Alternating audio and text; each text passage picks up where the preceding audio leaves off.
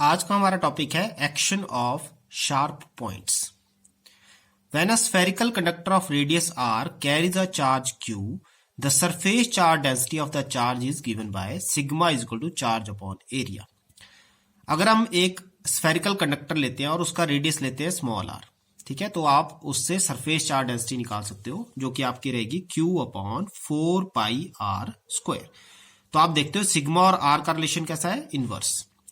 तो इसका यूज हम कर सकते हैं कि जैसे कोई पॉइंटेड एंड लिया जाए, जैसे पॉइंटेड एंड का मतलब हुआ ये पेन का जो निब है सामने जिससे हम लिखते हैं, इसको देखा जाए तो बिल्कुल पॉइंट है, मतलब इसका रेडियस क्या होगा, वेरी वेरी स्मॉल। तो इसकी वजह से इसकी सरफेस चार्ज डेंसिटी क्या हो जाएगी, बहुत ही ज्यादा, ठीक है, sigma is very large. As a result air around the sharp end becomes ionized. इसके सराउंडिंग की जो एयर होगी वो आयनाइज कर जाएगी, क्योंकि सरफेस चार्ज डेंसिटी बहुत ज्यादा है इसके ऊपर। तो ये सामने जो इसके साथ में जितने भी मॉलिक्यूल होंगे, आयन्स होंगे एयर में, वो आपके आयनाइज कर जाएंगे, उनमें उसका चार्ज चला जाएगा। अगर इसके ऊपर पॉजिटिव है तो वो पॉजिटिवली चार्ज हो जाएंगे। The charge leap from surface into the surrounding, और आपका सारा का सारा चार्ज कहां चला जाएगा, सराउंडिंग में चला जाएगा। This is known as corona discharge. इसको बोलते हैं हम कोरोना डिस्चार्ज। इसका यूज हम देखते हैं लाइटनिंग कंडक्टर में। अब लाइटनिंग कंडक्टर क्या होते हैं, आपने देखा होगा घर में जब भी आपकी फिटिंग की जाती है इलेक्ट्रिसिटी की, तो एक कॉपर वायर को क्या किया जाता है, छत से नीचे अर्थ के अंदर गाड़ दिया जाता है, ठीक है। आप छत पे उसको लगाते हो और छत पे जो वायर, कॉपर वायर जहां तक ली गई है, उसके ऊपर आप त्रिशूल जैसे शार्प पॉइंट बना देते हो, त्रिशूल की शेप में। जैसे कॉम्ब होती है आपकी, कॉम्ब के आगे के फ्रंट के एजेस कैसे होते हैं, बड़े शार्प। तो इस तरह से आप उसको लगा देते हो। फिर जब रेनिंग सीजन आता है या क्लाउड्स आते हैं आपके, तो क्लाउड्स के आने के टाइम पे क्या होगा कि मान लो अगर हम क्लाउड्स में ड्यू टू फ्रिक्शन, हम कहते हैं कि इसके लोअर सरफेस पे नेगेटिव चार्ज जनरेट हो गया है, क्लाउड्स की रबिंग हुई, तो उनकी रबिंग की वजह से आपस में क्या हुआ, एक नेगेटिव चार्ज उसके बॉटम सरफेस पे आ गया।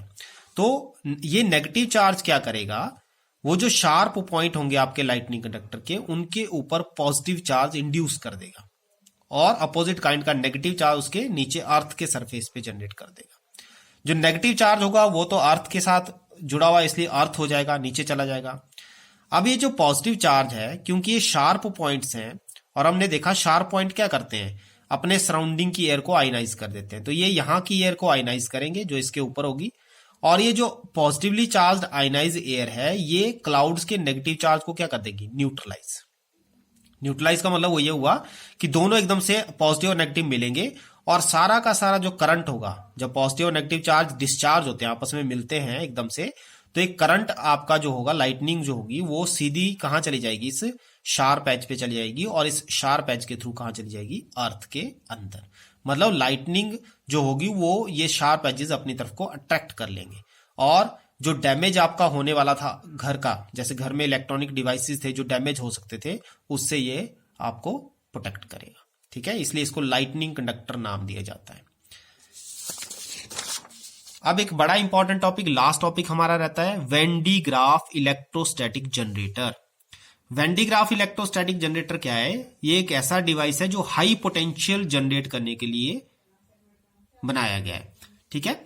ये इसका प्रिंसिपल क्या रहता है, इसका प्रिंसिपल डिपेंड करता है the action of sharp points, जो कि कोरोना डिस्चार्ज भी हमने नाम दिया जिसको। और एक और इसका प्रॉपर्टी यूज की जाती है इसमें कि जब भी आप हॉलो कंडक्टर के अंदर चार्ज देते हो तो एकदम से वो आउटर सरफेस पे चला जाता है, जो मैंने आपको पहले ही बताया था कि हॉलो कंडक्टर के अंदर अगर आप चार्ज दोगे तो वो एकदम से इमीडिएटली कहां ट्रांसफर हो जाता है, उसके सरफेस पे, और यूनिफॉर्मली डिस्ट्रीब्यूट हो जाता है। इसकी कंस्ट्रक्शन हम देखते हैं। कंस्ट्रक्शन में हम देखते हैं, हमने एक स्फेरिकल कंडक्टर लिया है रेडियस आर का, और उस कंडक्टर को रखा है दो पिलर के ऊपर, P1 और P2। अब ये जो दो पिलर हैं ये आपके इंसुलेटेड रहते हैं, इंसुलेटेड है मतलब इनके थ्रू चार्ज पास नहीं करेगा, तो आपका जो चार्ज दिया जाएगा वो इसी के ऊपर रहेगा, अर्थ नहीं हो पाएगा, नीचे नहीं जाएगा, क्योंकि ये इंसुलेटेड स्टैंड है। अब हम क्या करते हैं, दो कॉम्ब लेते हैं B1 और B2। B1 कॉम्ब को हमने हाई टेंशन बैटरी से जोड़ा हुआ है, जिसका पॉजिटिव एंड B1 की तरफ है और नेगेटिव अर्थ की तरफ को है, ठीक है। और एक सर्कुलेटिंग बेल्ट लेते हैं, इंसुलेटिंग बेल्ट, इंसुलेटिंग मतलब जो चार्ज जिसके ऊपर जहां होगा वहीं रहेगा, क्योंकि कंडक्टिंग होगी तो ट्रैवल करेगा। हमने कंडक्टिंग नहीं लेनी, इंसुलेटिंग लेनी है। इंसुलेटिंग बेल्ट पे जैसे ही इसके ऊपर चार्ज आएगा तो वहीं रहेगा।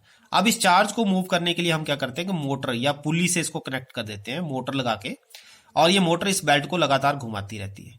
तो जो पॉजिटिव चार्ज इस कॉम्ब B1 से इसके ऊपर आएगा, due to sharp points, sharp edges की वजह से वो एकदम से ट्रांसफर हो जाएगा बेल्ट के ऊपर, और ये बेल्ट क्योंकि रोटेट कर रही है तो वो उस चार्ज को ऊपर ले जाएगी। अब इस पॉइंट पे जाके जो पॉजिटिव चार्ज है वो कॉम्ब B2 पे इंडक्शन करेगा। इंडक्शन की वजह से इसके सामने की तरफ कैसा चार्ज आ जाएगा, नेगेटिव चार्ज, और बैक साइड में कैसा आ जाएगा, पॉजिटिव चार्ज। जो पॉजिटिव चार्ज होगा वो तो इमीडिएटली आपके इसके कंडक्टिंग स्फीयर के ऊपर चला जाएगा, लेकिन जो नेगेटिव चार्ज इसके ऊपर जनरेट होगा वो इसके बेल्ट के पॉजिटिव चार्ज को न्यूट्रलाइज कर देगा।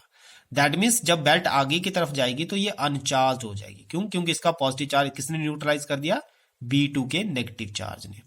तो ये अनचार्ज बेल्ट नीचे जाएगी दोबारा से, और फिर वहां से चार्ज लेगी और फिर ऊपर आएगी। इस तरह से आपकी जो पॉजिटिव चार्जेस हैं वो धीरे धीरे आपके कंडक्टिंग स्फीयर के ऊपर ट्रांसफर होते जाएंगे। ठीक है। और जो हाई पोटेंशियल है उसको हम यूज कर सकते हैं, आयन, जो आयन सोर्स हैं उनको आप एक्सेलरेट करने के लिए भी यूज कर सकते हो। बाद में अगर आपने इनको यूज करना हाई पोटेंशियल को, तो हम क्या करते हैं, इस हाई पोटेंशियल को आयन सोर्स में ट्रांसफर कर देते हैं, और वो आयन, जो आयन है, हाईली एक्सेलरेट होकर किसी टारगेट को हिट कर सकता है। लेकिन ये इसकी एप्लीकेशन है। ठीक है। एक्चुअली जो काम है इसका वो है इसके अंदर हाई पोटेंशियल को जनरेट करना। अब जो हाई पोटेंशियल आपने जनरेट किया है उसको मैथमेटिकली अगर हम देखें तो कैपेसिटी ऑफ स्फीयर कैसे आती है, C = 4 पाई एप्सिलॉन R। ठीक है। और पोटेंशियल क्या होता है, चार्ज अपॉन C। तो V कितना आ गया, Q upon 4 pi epsilon R। इस रिलेशन को अगर हम देखते हैं तो जैसे जैसे Q बढ़ता जाएगा, जो आपका स्फीयर है, ये स्फीयर है, इसके ऊपर जैसे जैसे प्लस चार्ज बढ़ता जाएगा वैसे वैसे इसका पोटेंशियल भी बढ़ता जाएगा। ठीक है। तो with the rise in Q the potential will increase. और ये आप कर सकते हो अप टू 3 × 10⁶ वोल्ट पर मीटर। 1 मीटर अगर रेडियस रहा हो उसका, तो उतने स्फीयर पे आप इतना पोटेंशियल जनरेट कर सकते हो। और अगर इससे ज्यादा उसके अंदर करोगे तो ये फिर साथ सराउंडिंग की एयर को क्या कर देगा, आयनाइज कर देगा।